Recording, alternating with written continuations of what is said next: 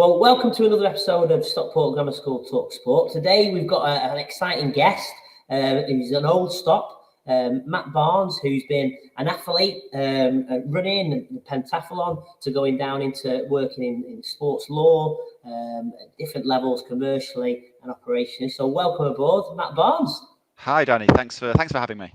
No problem. Thanks for your time. We'll get cracking straight into it then. So if you just want to let the viewers know a little bit about your journey to when you left Stockport Grammar School, probably, until to where you are today. Sure. Well, how long have you got? Goes back quite some time. I was at the school, I think 1988 to 95. I did probably a slightly eclectic blend of A-levels. I did maths, history and French, which I don't think there's anyone in my year who was actually doing that combination. So it wasn't sort of at that stage immediately obvious what my career would be. I had a really inspirational history teacher, a guy called Nick Henshaw, who sadly passed away in the last few years. But he was a great teacher, and I know a lot of people really enjoyed his classes. So history was kind of my main sort of subject, and that's what I ended up doing at university. I went to St Peter's College in Oxford, where I read history, and I must say, even a couple of years into doing history, I was still very undecided about what I would do as a future career. I was doing a lot of sport at that time, so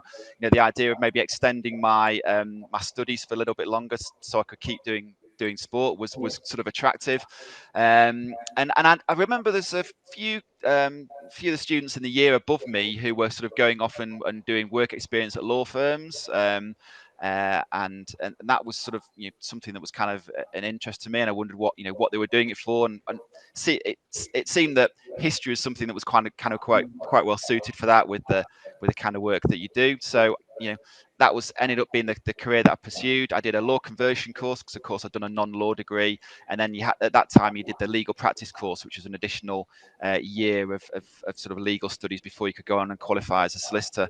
I was really keen to kind of work in sports somehow. So when I was applying for training contracts with firms, I particularly looked at ones which had worked with some sports clients, and I trained at a firm where they had a sports department, so I was quite lucky because not many trainees will get that sort of exposure. I went down to London where that firm's sports unit was based, and did a seat there, but didn't really fancy the idea of sort of making London my permanent home. The Northwest had always been like the area for me, so I actually applied for other firms, for permanent sort of sports position, and ended up working for, a lot of these firms change names nowadays, but in my day, the firm that I originally started with is called George Davis. Worked there for about 4 years. And then after that, I worked for Brabner's, also in private practice, which was a really big sort of sports practice. They did a lot of work with Premier League football clubs. The department I was in was the regulatory department, so we did a lot of work on player contracts and transfers, working with agents. I think at that time, and I think it's still the case, but the firm was acting for about sort of 11 or 12 of the Premier League clubs. That was really good, really interesting work working in football like that. I'd always fancied working in house because I always felt that when you're working in private practice, the emphasis was really on the law rather than kind of the sporting side, and the sport was a sort of the major driver for me. So I'd always thought it'd be great to work within actually an organisation that that does sort of sport on a permanent basis. And luckily enough, a job as in-house lawyer at British Cycling came up for grabs in, I think that was 2014. So I worked at British Cycling for 5 years, and that was quite an entertaining time. I'm sure you can imagine being an in-house lawyer, given some of the stories that have occurred in cycling in the last sort of 5 to 10 years. And then I'd always watched from being a young kid, primarily through my dad, who was a massive fan of rugby league.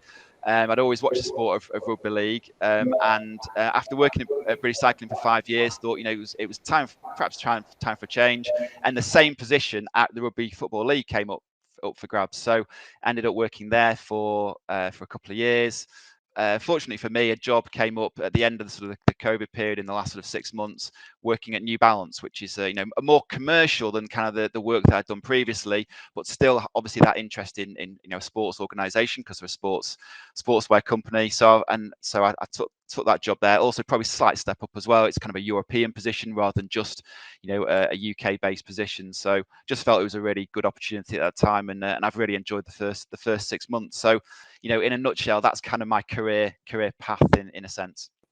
Yeah, no, really, really exciting. And what hit home was there for me was actually when you were at Stockport Grammar School. Did you think you would be where you were today, or not? I couldn't even, when I was at Stockport, I couldn't even have imagined where I was now. I was I was a sports mad kid. I was I was doing okay at school. I wasn't like top of the class in anything, but I was doing okay. So obviously I was going to get on and do a career of some sorts. But yeah, I couldn't have imagined. I didn't, in many ways, I didn't even know that some of the opportunities that have presented themselves to me actually even existed. Yeah.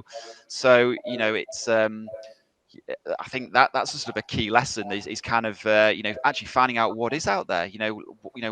How does sort of the wheels of sport and governing bodies and clubs and things like that, how do they work? That there are so many opportunities in organisations like that you can sort of force a career through.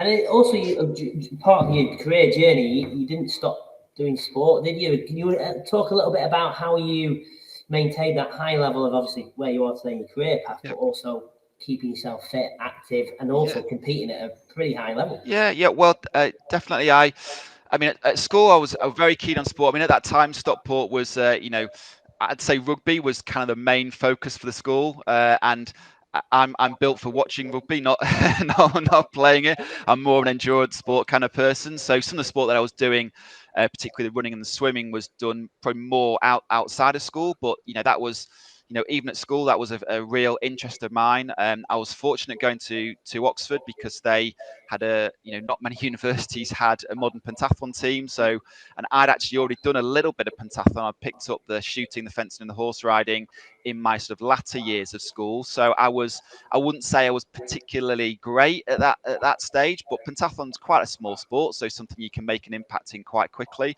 And once I went to university, look, what students' life's like. You are a bit more flexible with your time, so you can fit that stuff in around your studies. So I did a lot of sport. I always say I got a second-class degree at university in history, but a first-class degree in sport. So I probably tells you how my time was kind of spent when I was there. So I was doing a lot of the sport there, and as I say, when I was looking into a career, I was kind of keen to extend that sort of student life a little bit longer, so I could prolong my training and keep going. I'd started doing international competitions in modern pentathlon I think about 97 was my first year. So the sort of last couple of years at university. And then I went down I stayed in Oxford for another year after I'd finished my degree and did the law conversion course there because you could do it through Oxford Brookes University. So that meant I could stay training with the university team. And then actually at that time, you probably remember that sort of national lottery funding came in after the Atlanta Olympics in '96. So I was getting a little bit of funding, but perhaps more importantly, the Pentathlon Federation set up the new National Training Centre down at Bath University. So the incentive was for athletes to kind of go down there, really. So I actually took a year out after my conversion course, and which I didn't think was going to lose me anything in the grand scheme of things in terms of my career, and did a year of kind of full-time training. Funnily enough, actually, I think that year of being a full-time athlete, I put a lot of pressure on myself, and actually I didn't have that great a year. That 2000, 2001, the World Championships actually in Great Britain at the end of that summer, in the summer of 2001, and I got on the team, but at the competition I was perhaps just more nervous than I should have been because I just felt there's a lot riding on it. I thought, well, I've done this whole year of like full-time training. Surely my performance should kind of reflect that. And I went to competition, in a sport like pentathlon where shooting, fencing, more skilled-based sports were part of it. I think I did put too much pressure on myself and perhaps didn't perform as well at the big competition. I then actually went and stayed on for another year in Bath and did my legal practice course, which I commuted over to Bristol University because that was just a 10-minute train ride. So I was doing my studies in Bristol, but living in Bath, stayed training at the centre.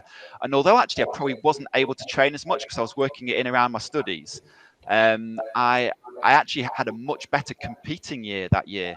And at the end of 2002, I actually made the World Championship final and finished 24th in the World Final, which, in pentathlon terms, that was, for me, that was a great result. Being 24th at World Championships, of course, we've got countless Olympic and World Champions nowadays. So in the grand scheme of things, probably doesn't mean a huge deal. But, at that time, we were still at the very start of the program. And that was actually a pretty decent result. And I felt just less pressure at the competition, and I could just enjoy the process a lot more.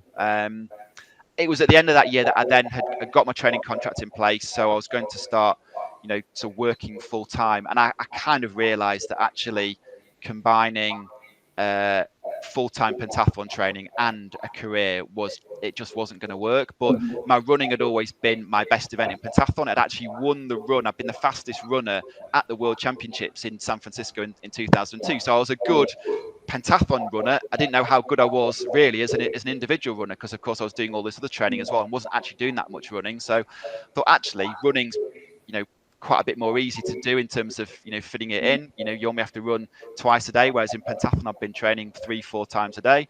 So I can run to work, run back from work, go do a couple of sessions a week at the local athletics club, and kind of my running progressed from there. And actually I was able to take running pretty seriously, even though I was also still doing that legal career. And I think those are the main achievements I had in running. And I know the school's got a couple of very good runners recently in Jess and Ross Millington who've done amazing things, probably at a higher level than I've been. But I managed to run a sub 4-minute mile in 2007, made a national final at 1500 meters, and got a couple of international vests. So competed for England on a road event, and also went to Japan to compete in a road relay event out there with one of the guys on the team was John Brown, who'd finished 4th in 2 Olympic marathons. So it was a quite a prestigious event, that Chiba relay. And then continued as a good national level runner, lower end of sort of international, throughout my sort of legal time, until eventually kind of my body started to complain a little bit. I'm 44 now, so once I got to my mid-30s I was starting to suffer a little bit with injury, but still very keen to keep active, keep doing sport. And I've kind of got involved with doing a bit more triathlon, because I do a cycling, swimming, probably a little bit less forgiving than or more forgiving, sorry, should I say, than running is. So I do, my emphasis now in terms of triathlon training is a lot more on the cycling and the swimming, and I compete still quite seriously at Masters Triathlon, which triathlon's great because it's really well set up for age group events. So you compete in kind of 5-year age groups from the age of sort of 35. I'm actually quite looking forward to almost getting older next year, because I'll go into another age category, which in theory should make things a bit easier. So I've been in the 40 to 44 category right the way through till this year, and then I'll be in the 45 to 49 next year. So I finished 4th at the recent European Championships in Valencia, but I did notice that the 3 guys who finished in front of me will all be continuing to stay down as vet 40. So I'll be moving away from them. So maybe I've got a bit more of a chance next year. So but sport is still, the answer to that is sport is still a massive part of my life, has been all the way through. I've always just tried to find, goals that are challenging, things that interest me, but whatever it's been, I've always wanted to keep on participating and doing sport, because it's a massive part of my life. Yeah, and also I think you're being very humble there. To be 24th in the world at anything is an amazing achievement. So, well, it's kind of you to say. Thank you. No, definitely, without that. No, that's good. And that just leads on to the next question. For me, listening to that story, it's really inspiring to me in terms of your career, where you've gone in your career, but also kept that high level of sport. And for me, that's high performance. What does it mean to you? What is high performance to you? What is high performance to me? Well, I think high performance is probably relative to the individual, really, isn't it? I mean, you could say, well, high performance, you have to be at a certain level. You have to have run, a sub 15-minute park run or something to be a high performer. But of course, I'd say high performance is just relative to each person. And I think one of the things I've always I've had I think maybe I've been good at is I've always kind of found, a level that, or challenges that are tough to achieve, but are achievable, and set my goals on those particular targets, and that's my sort of high performance goal. And I think that the best thing that you can do is to set yourselves goals that are challenging, and it's not something that you'll always achieve, but at the same time, something that gives you a real motivation, that's not going to leave you falling flat after trying to hit it for a week because it's just so impossible. But equally, it's not going to be so easy that you're going to have achieved it in 2 or 3 weeks. So, and I think that's probably for me is it's relative to that individual of what is going to get you out of bed on a cold, dark November morning to do whatever it is in life, whether that's sport or work or whatever. Finding your own level of high performance to you really. If that's not too sort of cliche an answer. And then in terms of that, when you say you set your goals, what makes you get out of bed and do that? Yeah, well, oh gosh, you've got me there. Like I say, it's setting something that that's going to be of interest to you. I think something that you're really going to something where the result maybe matters to you, but something that you're also going to enjoy as well.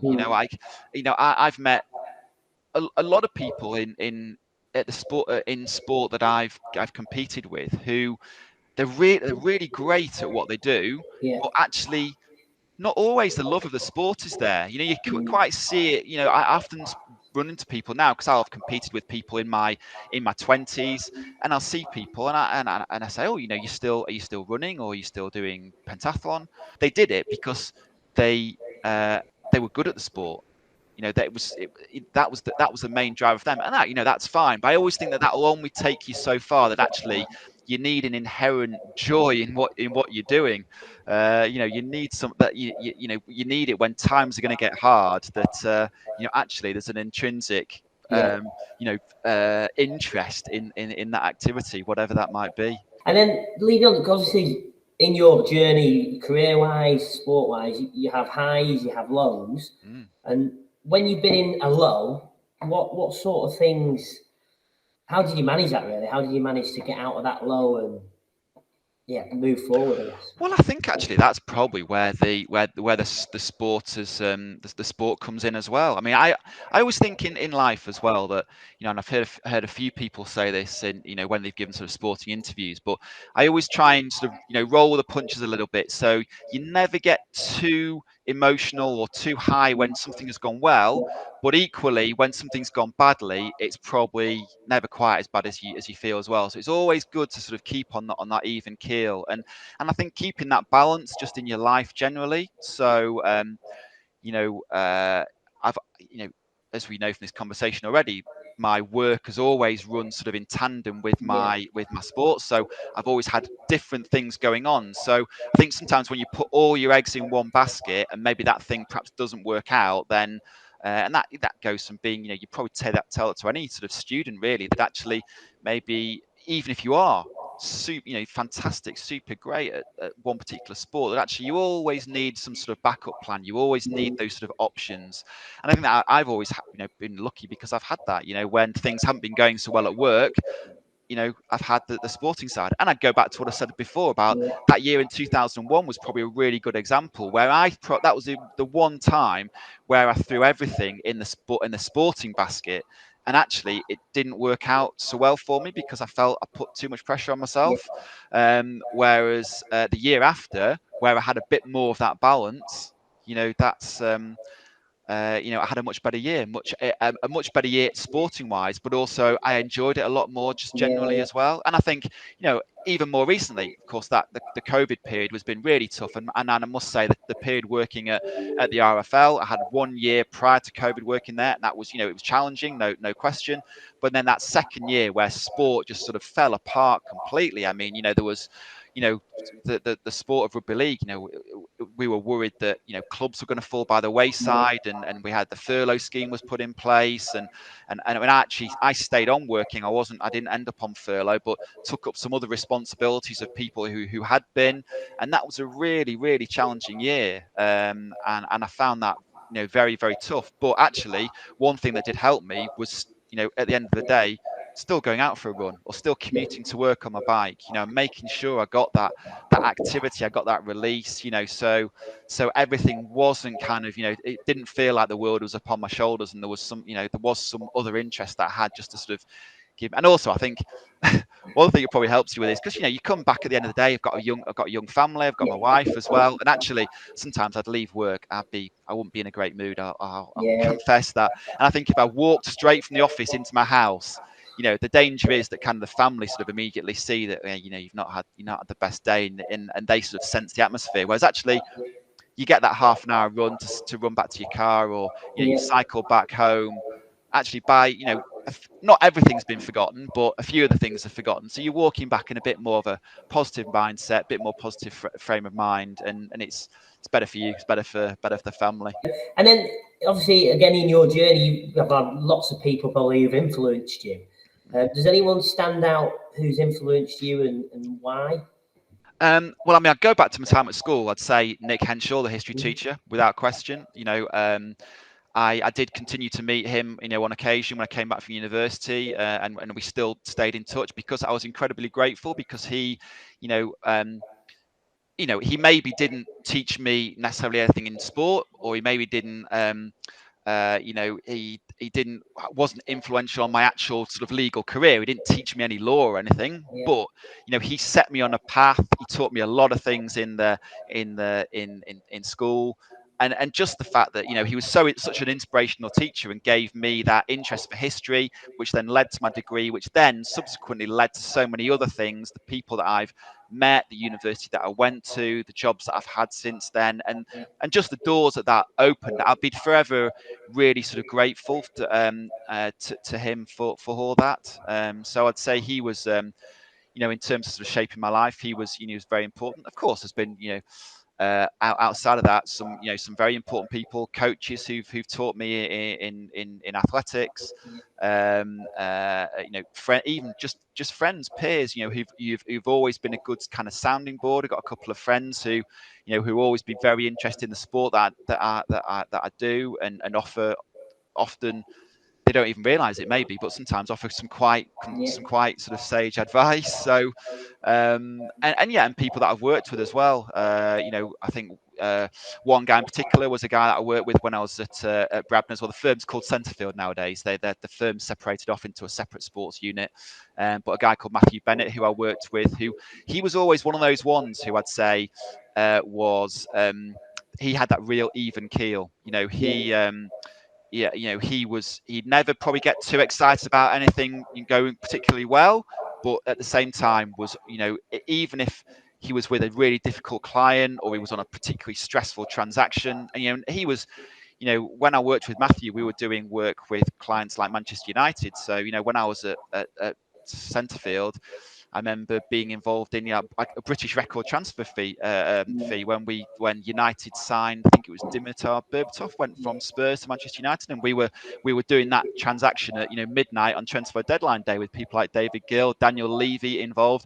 Funnily enough, actually, we only kept that for that record about 10 minutes, because I cycled home after doing that, and I got back home and checked whatever it was in those days, CFAX. I was probably still the internet, and City had signed Robinho about 15 minutes later for a couple million more, or whatever it was. So we actually lost the sort of British transfer record within about 15 minutes. But as I say, some really kind of stressful pieces of work, but Matthew was always kind of very level-headed. yeah, You could never, you'd never tell, he'd never sort of take it out on any of his staff or anything, even if you're pretty sure he was in quite tense meetings. He would always put the phone down. You wouldn't have known who'd spoken to. He could have spoken to his wife or his mum or the chairman of Manchester United. It wouldn't have didn't seem to make any difference. So yeah, I think that's some just important lessons that you pick off of just of mixing with the right people. yeah, I shared an office with Matthew. It was a two-person office, so I was just with him, and just learning kind of how to conduct yourself. yeah. Both professionally, but more than that as well. Just how just the right way to act, really. Yeah, like you've had loads of accomplishments there, both sporting and career-wise. Which one are you most proud of, would you say, and why? I would say. Well, actually, there's a particular period in my life that I was very proud of. I was very proud of making the world final at the Pentathlon Worlds. That was a really big thing for me. I'd say probably maybe even more than that was, 5 years after I stopped doing pentathlon, I've been, running for quite a good period. Then I got to a sort of decent level. In 2006, I just missed out on making the national final at 1500 meters. And I was really disappointed. I'd literally been passed in a sprint finish by someone. I could see them sort of coming up on me as we approached the line, and I just kind of lost my place in the final. And that was a real disappointment for me. And I think that really fired me up over that winter. I was like, right, I'm going to make the national final next year. That's like my, there's just no way that anyone's going to prevent me from doing that. And I was quite self-critical in the way that I looked at how I've been training prior to that and what I needed to do to make it that final, all the things that could maybe happen the following year, and like how all those bases could be covered off. Because often in these sort of championship style races, they're not like the races that you have during the course of the year where they're all the time trials. Essentially, these are often slow races, so I had to learn to either finish quickly, or if a race was slow, to take some initiative and push it on. So I worked with my coach Norman on quite a few different scenarios to prepare myself for the next year. And I think just that 12 months of being really kind of single-minded.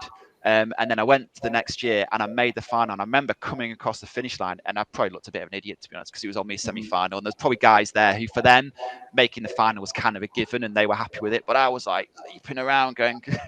I say it's always important to remain level-headed, but sometimes we all have to celebrate a little bit. And I was just really pleased with myself. And actually, what that then subsequently led on to was, I made the final, had a good run in the final. I think I finished 7th in 2007. So there was some really good athletes in that. A guy called Andy Baddeley who made an Olympic final at 1500 meters. Some really good athletes. So it was no disgrace to finish 7th, and was probably as good as I could have achieved. And then I still had about a month left of the season, and I thought, well, I'm in really great shape. What else could I achieve? And there was a sub 4-minute mile attempt put on at the track in Stretford at Longford Park about a month later. So I thought, I'm in great shape. Let's have a crack at that. Like, I'm a 3:42 1500 meter runner. That's pretty close to like a sub 4-minute mile. I'll have a shot at that. And I was lucky. Weather conditions were great. The race panned out brilliantly, and I ran 3:59.57. So was obviously on the good side of running a sub 4-minute mile. Better that than running 4 minutes point one or whatever. Amazing. So I was really pleased with myself that after that disappointment of the year before, I'd risen to the challenge. I'd not just sort of expected it to happen. I was very kind of proactive in what I did. I looked at my training. I wasn't afraid of criticizing myself a little bit and saying, well, actually, what did I do wrong last year? Putting those things right, giving myself all the right tools to and do the right training to achieve what I wanted to the following year. And then one thing led to another. First, did make the final, and then secondly, I ran a sub 4-minute mile as a bonus. So that's amazing. It was great. I think what hit home there, a couple of things there. It could have gone either way. Once you lost that semi-final, it could have gone. You could have thrown your toys out of pram, or actually said, right, you know what, I can't make it, and give up. But you dug in. You showed that grit, that determination. Yeah. But second of all, there you talked about what makes high performance. You're setting those goals, achievable goals, but you're being really, really, it's not self-critical, but I'd say self-reflective. Yes. I think that's very good. Yeah. What you could do better next time, and you went and did that, and you achieved it with the goals, which is amazing. So I think that's always nice when you identify what you want to do. It's a challenging target to reach for. You have to put the work in. You put the work in, and then the result comes out at the end. But actually, you're not necessarily thinking about the result. That's your process and outcome, isn't it? For me, the focus was going. If I went through the process, the outcome would kind of take care of itself. So I wasn't too hung up on the fact that I must do this. It was this is what I need to do to achieve this, and focusing on that. And then lo and behold, I was fortunate enough that the goal I'd set myself, I did manage to achieve it. What are your 3 non-negotiable behaviours that you'd expect from yourself to get to where you were, and other people around you? I'd say, for me, though, I always put myself in the category that I'm not necessarily the most talented person out there. So, things don't come naturally always to me. When it comes to sports stars, I admire people like, your Gazzers, your Ronnie O'Sullivans, who just have got that, ability to just turn it on when they want. And I admire sports people like that. But actually, the kind of people that I admire more are the people who not necessarily are.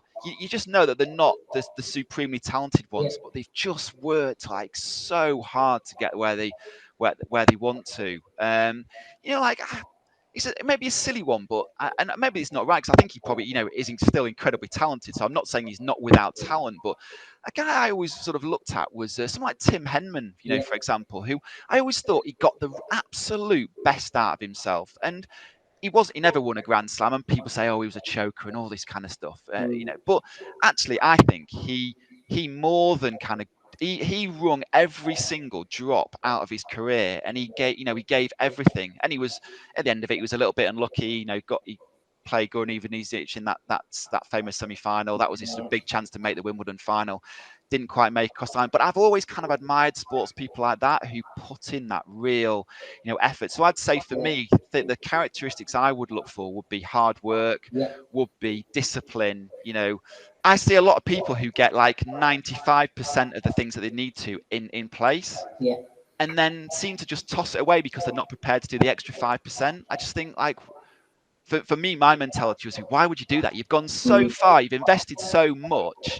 Why would you then mess it up by actually not going the whole way? yeah, Which is sort of a little bit of the mindset that I have, but probably a mindset that I have to have because I'm not necessarily the most talented. I'm someone who has to put in that hard work. So I'm probably yeah. looking at it through kind of my own sort of glasses or whatever you might like to say. But yeah, That's brilliant, and that links into again what we're trying to do here is like with every member of staff, every pupil, just be the best version of yourself. yeah, Because definitely. I always a big believer of like that feeling if you do something and you know you're not giving your best, that's a rubbish feeling you're going to leave Yeah, with. Whereas yeah, you leave somewhere, you know, when you've done your best shot, you're buzzing yeah, about yourself, you're happy. yeah. It's for me that mindset is Yeah, and so I so think, important. go back to that example I gave of the sort of 2006, 2007 year. If I'd not made the final in 2007, I don't think it would have been the end of the world. I would have been still very proud of Yeah, myself that I went through that process. I mean, a similar thing happened to me in Valencia recently at the European Triathlon. I mean, my aim was to win a medal, and I thought I had a good chance of winning it. yeah, Actually, 2 weeks before, I was teaching my daughter to she's only 3, and I was teaching her to ride on a proper bike for the first time. And that motion of bending over and pushing her yeah, managed to tweak something in my back 2 weeks before. Literally, the day before the race, I'd gone out to Spain. I was in agony on the plane, even just sat in the seat, and I tried to run the day before, and I literally couldn't run. And I was on the start line thinking, I just don't even think I'm gonna make it round here. But yeah, at the same time, I put in all the training prior to that. Thought yeah, I'm gonna give it a go. I was lucky in that because triathlon is swim, bike, run, so that I think the swim kind of loosened my bike up a yeah, little bit. And I'm not saying I was pain free by any stretch of the imagination. I started the run, and I was in quite a bit of pain, but I thought, well, I'm here now. I'll give it a go. Nurse my body round, and in the end, I finished 4th, and I didn't achieve my target. I didn't achieve what I wanted, and I came away empty-handed. I didn't have a medal, yeah, but I was still very proud of myself that I put in the work. I gave it my best shot. I didn't let those sort of other things kind of get in the way. And, it just, for whatever reason, it just wasn't meant to be. And yeah, there's always next year. I'll now go to next year's competition with a bit of fire in my belly to maybe try and get a medal that time. But, for me, it was I was proud of myself because I'd gone through that process, even though the outcome didn't come true in the end. Last one for me. If Matt Barnes could go back to Stockport Grammar School as a 12-year-old boy, knowing what you know now, what advice would you give yourself? Do you know what? I don't think because going back to what we've said before, I don't think I would change an awful lot because I think I've run quite a lot out of myself, Yeah, and that's probably sound like a broken record now, but that's probably one of the sort of key messages that I'd say that I yeah, have given it a really good shot. So I'd say to do a lot of the things that I've done previously. And during my career, would I have done anything different? Yeah, I think like you said and we've said on this call that not to get too down when things haven't kind of turned out quite right. But yeah, actually, do you know what? I think it's quite a good question and got me thinking that actually, there's probably not an awful lot that I would do different. I've been very, I've been very lucky. I'd say, do you know what? I'd always say to someone, make the most of your opportunities. Because I have been. That's a word I'd say. I have been fortunate. I've met some good people who've helped me along the way. I've had a bit of luck at times in my career, but then equally, luck on its own doesn't get you where you need to be. You then need to make the most of those opportunities. So if I was going to say what, I think to myself, always just take the chance of those opportunities, because you never know what things might, not necessarily from that chance that you've been given, but what might come as a result of that as well, and the things that you might be exposed to. And that's the thing that I'm very grateful to, to school, and like I say, Mr. Henshaw as one person in particular, that it gave me some really good, opportunities in life. But I'd like to think that I did some credit to those people, and actually the job that I did was to take those opportunities. So people kind of set me up, and I managed to sort of finish it off. Yeah, good. I think the title of this episode, make the most of every moment. I think that's what you're trying to say there, is make the most of every moment you've got, from the moment you wake up to the moment you go to sleep. Definitely. Smash it.